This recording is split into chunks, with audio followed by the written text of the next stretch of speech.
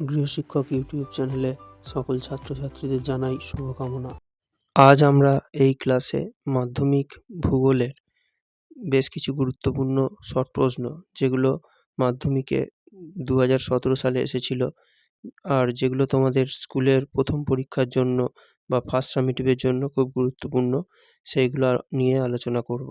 তোমরা শর্ট প্রশ্ন যা পড়েছো, কিন্তু আমরা আজকে যে প্রশ্নগুলো আলোচনা করব সেগুলো তোমরা খুব ভালোভাবে অবশ্যই তৈরি করে নেবে, কেননা এই প্রশ্নগুলো তোমাদের পরীক্ষার জন্য সবথেকে বেশি গুরুত্বপূর্ণ। এগুলোই পরীক্ষায় আসতেই পারে, সেজন্য এই প্রশ্নগুলো তোমরা তৈরি করতেই হবে, ঠিক আছে? তাহলে আমাদের চ্যানেলটা এখনও সাবস্ক্রাইব যারা করোনি তারা সাবস্ক্রাইব করে বেল আইকনটা প্রেস করে রাখবে আমাদের চ্যানেলে নতুন ক্লাস দেখার জন্য, ঠিক আছে? আর এই ক্লাসগুলো তোমরা বন্ধুদের মধ্যে অবশ্যই শেয়ার করবে, ঠিক আছে? তাহলে এখান থেকে তোমরা প্রথমে যে প্রশ্নটা পড়বে, একদম প্রথম প্রশ্নটা, যে প্রক্রিয়ায় বিভিন্ন প্রাকৃতিক শক্তি ভূপৃষ্ঠের উপরে কাজ করে ভূমিরূপের পরিবর্তন ঘটায় তাকে বলে বহির্জাত প্রক্রিয়া। এটা হবে উত্তর, ঠিক আছে? পরের প্রশ্নটা, লবণযুক্ত শিলাস্তরের উপরে নদীর প্রধান ক্ষয় প্রক্রিয়াটি হলো, এটা হবে অপশান ঘয়েরটা, দ্রবণ ক্ষয়, ঠিক আছে? এরপরে আর 2, 3, হ্যাঁ, এরপরে একদম তোমরা 5-এর প্রশ্নটা পড়বে, এল নিনোর প্রভাব দেখা যায়, এটা হবে প্রশান্ত মহাসাগর। এটা ভারতের জলবায়ু থেকে কোশ্চেনটা দিয়েছে, ঠিক আছে? এরপরে যেটা অবশ্যই পড়তে হবে সেটা হচ্ছে যে এই 1-এর দাগের 8-এর কোশ্চেনটা, ভারতের নবীনতম রাজ্য, এটা হবে অপশান ক্ষয়েরটা তেলেঙ্গানা, ঠিক আছে?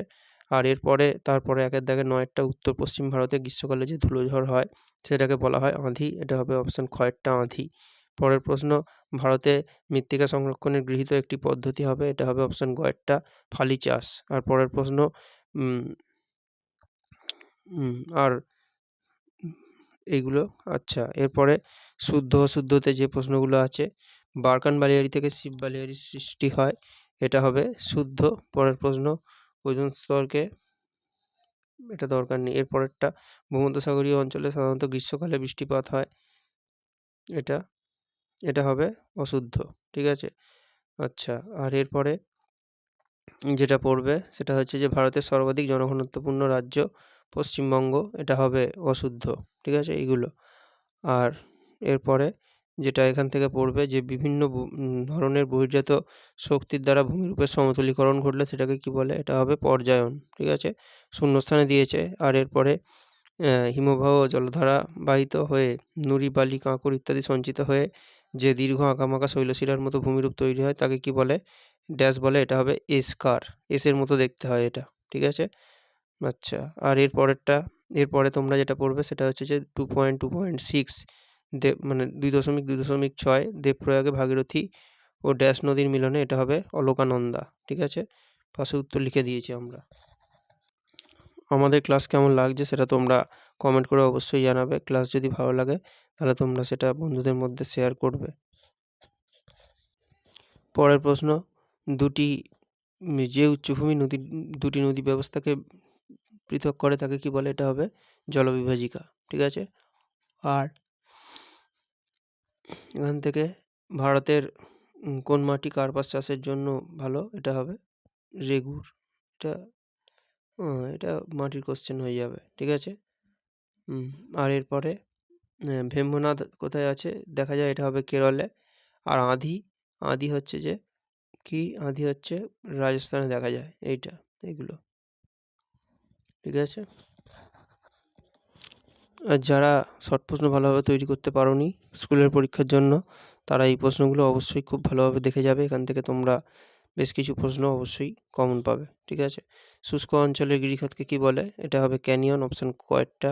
পরের প্রশ্ন, পাখির পায়ের মতো বদ্বীপ দেখা যায়, এটা হবে মিসিসিপি মিসৌরি নদীর মোহনায়, ঠিক আছে? এটা খুব ভালোভাবে পড়বে। আর এরপরে যেটা পড়বে সেটা হচ্ছে এখান থেকে 1-এর দাগের 8-এরটা, ঠিক আছে? কোন রাজ্য ভেঙে তেলেঙ্গানা তৈরি হয়েছে, এটা হবে অপশান ঘয়েরটা অন্ধ্রপ্রদেশ, ঠিক আছে? পরের প্রশ্ন, শিবালিক হিমালয়ের পাদদেশীয় অঞ্চলে ক্ষুদ্র ক্ষুদ্র শিলাখণ্ডে সঞ্চিত যে সমভূমি তৈরি হয় তাকে কি বলে, এটা হবে ভাবর। পরের প্রশ্ন, ভারতের একটি লবণাক্ত হ্রদের উদাহরণ, এটা হবে প্যাংগং, ঠিক আছে? আচ্ছা, আর এরপরে লোহিত মৃত্তিকা দেখা যায় ভারতে কোথায়, এটা হবে পশ্চিমঘাট পর্বতের পশ্চিম ঢালে, ঠিক আছে? এগুলোই পড়বে। আর এরপরে শুদ্ধ অশুদ্ধ, জলপ্রপাতের পাদদেশে মন্থকূপ সৃষ্টি হয়, এটা কি হবে? এটা হবে অশুদ্ধ, ঠিক আছে? আর এরপরে প্রশান্ত মহাসাগরীয় সৃষ্ট এল নিনো দক্ষিণ আমেরিকার পশ্চিম উপকূলে খরার সৃষ্টি হয়, এটাও হবে অশুদ্ধ, ঠিক আছে? আর বিহার ও ছত্তিশগড় রাজ্যে ক্রান্তীয় চিরহরিৎ বনভূমি দেখা যায়, এটা হবে অশুদ্ধ, ঠিক আছে? এগুলোই পড়বে।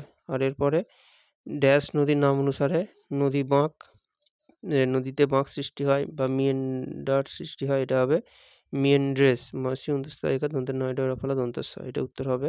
আর হিমবাহ পৃষ্ঠে হাড়াহাড়ি ও সমান্তরাল ফাটলকে কি বলে? এটা হবে ক্রেভাস, ঠিক আছে? এটা।